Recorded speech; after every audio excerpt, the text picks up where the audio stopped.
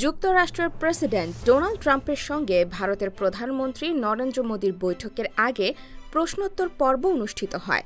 এ সময় সাংবাদিকরা বাংলাদেশ প্রসঙ্গ নিয়ে প্রশ্ন রাখেন। তবে ডোনাল্ড ট্রাম্প জানিয়েছেন, বাংলাদেশের সরকার পরিবর্তনে যুক্তরাষ্ট্র বা আমেরিকান ডিপ স্টেটের কোনো সংশ্লিষ্টতা নেই। এমন প্রশ্নের সরাসরি উত্তর না দিয়ে ট্রাম্প বিষয়টি নরেন্দ্র মোদীর হাতে ছেড়ে দেন। শুক্রবার 14 ফেব্রুয়ারি এক প্রতিবেদনে এ খবর জানিয়েছে ভারতের গণমাধ্যম এনডিটিভি। বৈঠক শুরুর আগে আন্তর্জাতিক গণমাধ্যমের মুখোমুখি হন ট্রাম্প মোদি। এ সময় তারা সাংবাদিকদের বিভিন্ন প্রশ্নের জবাব দেন। এ সময় এক প্রশ্নে উঠে আসে বাংলাদেশের প্রসঙ্গ। এক সাংবাদিক ট্রাম্পের কাছে জানতে চান, বাংলাদেশের বিষয়ে আপনার অভিমত কি? জবাবে ট্রাম্প বলেন, এক্ষেত্রে আমাদের ডিপ স্টেটের কোনো ভূমিকা ছিল না।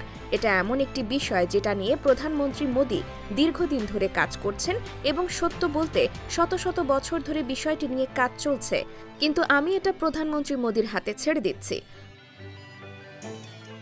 পরে গণমাধ্যমের উদ্দেশ্যে ভারতের প্রধানমন্ত্রী নরেন্দ্র মোদি বলেন, প্রেসিডেন্ট ট্রাম্প সবসময় তার দেশকে অগ্রাধিকার দেন, যা প্রশংসনীয়।